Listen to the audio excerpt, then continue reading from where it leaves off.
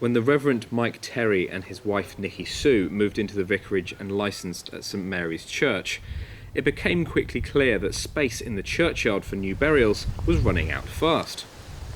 The parochial church council were keen to see it remain open, and so plans were drawn up to ensure its continued use.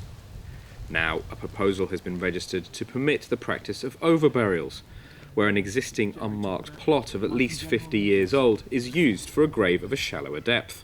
It's a well-established practice in the Church of England to overbury. The rules, the law, actually says you can overbury on graves that are 50 years old. We decided that because of local interest, there is still a very strong local community here. 50 years was probably a little bit too short, and it would be better to do it on graves that were over 100 years old. In other words, anybody we could potentially overbury on any grave that was originally made in 1914 or earlier. And that was one of the resolutions that was put to the PCC last year. At the current rate of burials at St Mary's, it is expected that the yard would reach capacity by the second half of 2016. Roger and Michael explained the repercussions on the church if such a plan were not to go through. You might sort of say, well, why are we doing it? Wouldn't it be easier just to sort of sit back and say, well, we'll close the graveyard and that'll be that?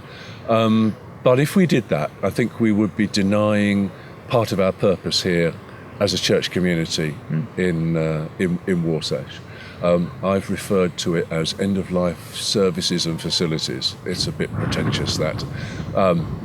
But the simple fact is we would like to be able to continue to bury people here and to inter their ashes here, if that's what they would like.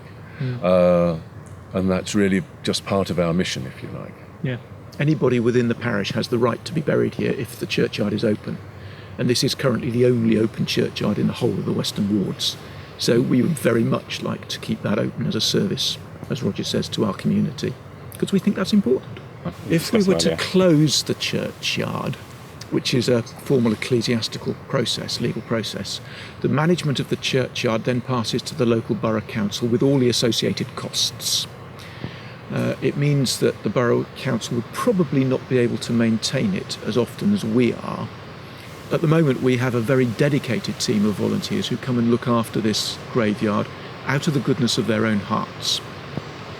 And I have colleagues who've been to visit who say that actually it's a very well-maintained graveyard and they're envious of the state of maintenance here. So we're very grateful to our huge number of volunteers who help to keep this place looking so beautiful, because it is, as I say, a service for our community.